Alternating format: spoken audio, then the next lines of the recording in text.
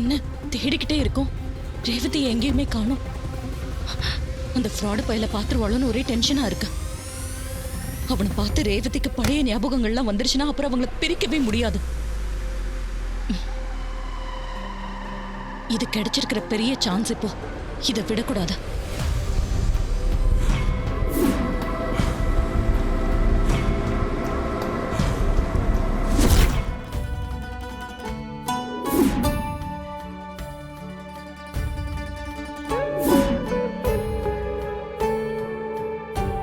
அண்ணே, சொல்லுமா, என்னம்மா? இங்க கார்த்திக்ன்றது யாரு? நான் அவரை பார்க்கணுமே. நீ இது வரைக்கும் பார்த்தது இல்லையாம்மா? இல்ல, பார்த்தது இல்லண்ணே, அதனாலதான் கேக்குறேன். அப்படியா? அங்க பாருமா, அங்க ஊர் ஜனங்களோட பேசிட்டு இருக்காருல, அவர் தான் கார்த்திக்.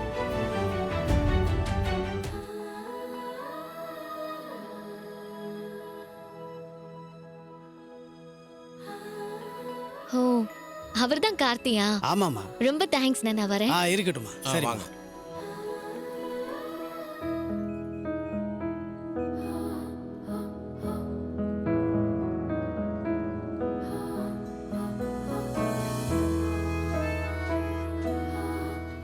எப்படியோ கார்த்தியை கண்டுபிடிச்சு பார்க்க போறோம்.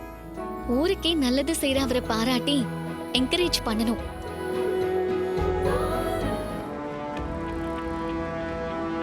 ரேவதி, நீ எங்க போன? உன்னை தேடி தேடி நான் சலிச்சு போயிட்டேன். நீ இப்ப கிடைக்கிறது மட்டும் முக்கியம் இல்ல, அந்த டிரைவரை பார்க்காம இருக்கணும், அதுவும் முக்கியம். அதுக்காக தான் நான் இவ்வளவு தூரம் கஷ்டப்பட்டுக்கிட்டு இருக்கேன். இவங்களுக்கு பெருசா எந்த பிரச்சனையும் இல்ல. ஏதோ மனசை பாதிக்கிற மாதிரி விஷயத்த பார்த்திருக்காங்க. அந்த அதிர்ச்சியில தான் இவங்க மயங்கி விழுந்திருக்காங்க. ஒரு இன்ஜெக்ஷன் போடுறேன், கொஞ்ச நேரத்துல மயக்கம் தெளிஞ்சிருவாங்க. வேற ஒன்றும் பயப்படுற மாதிரி இல்லையே டாக்டர்? ஏன் அப்படி கேக்குறீங்க? நான் தான் எந்த பிரச்சனையும் இல்லைன்னு சொல்றேன்ல. இல்லை டாக்டர், கொஞ்ச நாளைக்கு முன்னாடி தான் இவங்களுக்கு ஒரு கார் ஆக்சிடென்ட் ஆச்சு. தலையில் அடிபட்டு சர்ஜரி பண்ணியிருக்காங்க. ஒருவேளை அதுக்கும் இதுக்கும் எதனா சம்மந்தம் இருக்குமா? அதனால மயங்கிருப்பாங்களான்னு தான் கேட்குறேன். இவங்களுக்கு பெருசா எந்த பிரச்சனையும் இல்ல. Nothing to worry.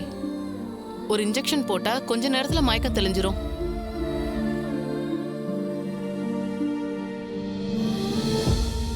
சார், நீங்க கொஞ்சம் வெளியே வெயிட் பண்ணுங்க. மயக்கம் தெளிஞ்சதும் வீட்டுக்கு கூட்டிட்டு போலாம். சரிங்க.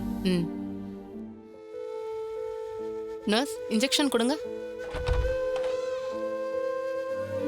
எப்பா, எனக்கு தெரிஞ்சு உன்னை தொட்டதும் அவளுக்கு பழைய ஞாபகம் வந்திருக்கும் போல இருக்குப்பா. அதான் அந்த அதிர்ச்சியில் அவள் மயக்கம் போட்டு விழுந்திருப்பான்னு நினைக்கிறேன். நீ வேணா பாரு, சீக்கிரமா ரேவதிக்கு பழைய ஞாபகம்லாம் வந்துடும். அதுக்கான அறிகுறி தான்ப்பா இது. அப்படிலாம் எப்படிங்க நடக்கும்? சரி, பார்ப்போம். சரிங்க மாமா, நான் கிளம்புறேன். நீங்க இருந்து பார்த்துக்கங்க. மாப்பிள்ள, ரேவதி கண்ணு முடிக்கிற வரைக்கும் இருங்களேன், அப்புறம் போலாமே. இல்லை மாமா, நாங்கள் இருந்தால் தேவையில்லாத பிரச்சனை தான் வரும். ரேவதி சீக்கிரமே கண்ணு முடிச்சிருவா. அவள் கண்ணு முடிச்சதை எனக்கு ஃபோன் பண்ணி சொல்லுங்க. சரி மாப்பிள்ள. சரிங்க மாமா, நீங்கள் பார்த்துக்கோங்க. வரேங்க. சரிப்பா.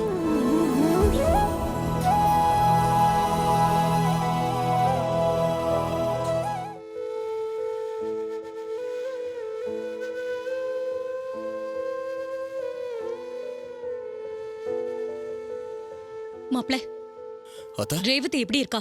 அவளுக்கு எந்த பிரச்சனையும் இல்லையே? பெருசா எந்த பிரச்சனையும் இல்லைன்னு டாக்டர் சொல்லிட்டாங்க அத்தை. இன்ஜெக்ஷன் போட்டிருக்காங்க.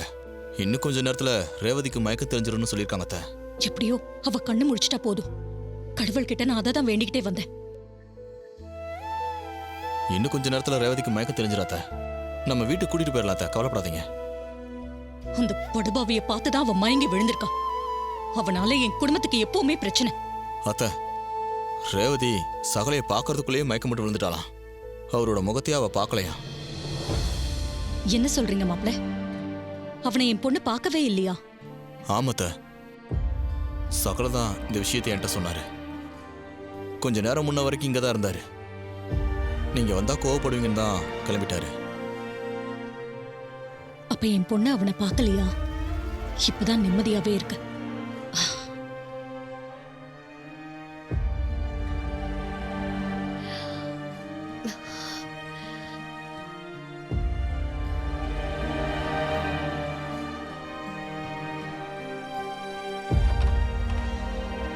பேஷண்ட் கண்ணு முழிச்சிட்டாங்க, நீங்க வந்து பாருங்க. ஆ தேங்க்யூ. ஓகே.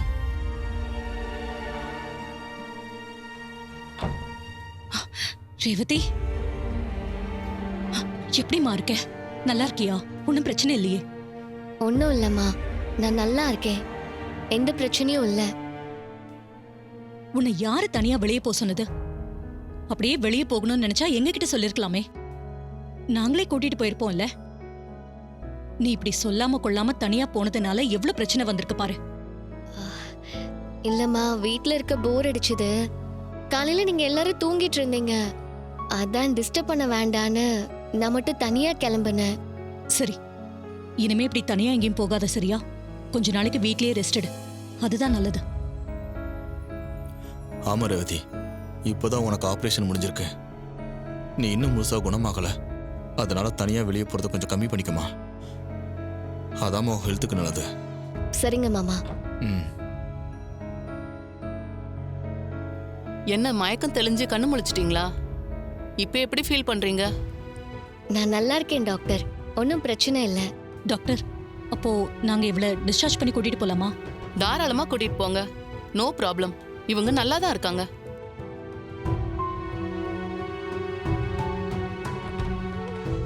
என்னங்க, ஆ. நான் போய் பில் பே பண்ணிட்டு வந்துடுறேன். சரி. அப்புறமா ரேவதியை கூட்டிட்டு போலாம். சரிம்மா. இத வரேன். ம்.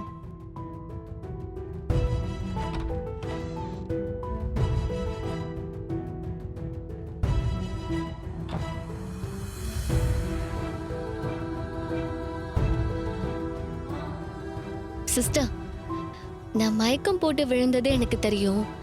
என்னை யார் ஹாஸ்பிட்டல்ல அட்மிட் பண்ணா? கார்த்திங்கிறவர் தான் இங்க உங்களை அட்மிட் பண்ணாரு. கார்த்தி.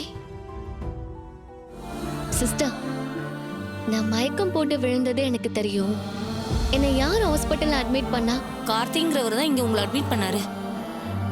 கார்த்தி. இங்க ரவுடிய பண்ண அட்டகாசத்தை போலீஸ்ல புகார் கொடுக்க நீங்க போனீங்க. ஆனா நான் என் குலசாமியை கும்பிட போனேன். அவர் குலசாமின்னு சொன்னது எங்க கார்த்தி தம்பியை தான். அம்மா, கார்த்தி தம்பி தான் அவங்க அம்மாவோட ஞாபகமா சாப்பாடு போடுறாருமா. ஊரு பிரச்சனை, வீட்டு பிரச்சனை எதுவா இருந்தாலும் தம்பி தான் தீர்த்து வைப்பாரு. உண்மையிலேயே அவர் எங்களுக்கு காவல் தெய்வம் மாதிரிமா. உங்களுக்கு ட்ரீட்மெண்ட் முடிஞ்சு உங்களுக்கு எந்த பிரச்சனையும் இல்லைன்னு டாக்டர் சொன்னதுக்கு அப்புறம் தான் அவர் இங்க இருந்து போனாரு. கார்த்தியா? அவரை தான் நான் பார்க்கணும்னு நினைச்சனே. அவரே வந்து ஹாஸ்பிட்டல்ல சேர்த்தாரா? அவர் என் பக்கத்துல இருந்தும் பார்க்க முடியாம போச்சே. கார்த்திங்கிற பேரு ரேவதி ரொம்ப டிஸ்டர்ப் பண்ணுது. சீக்கிரமே அவளுக்கு பழைய ஞாபகங்கள்லாம் வந்து 2 பேரும் ஒன்று சேர்ந்துருவாங்கன்னு தோணுது.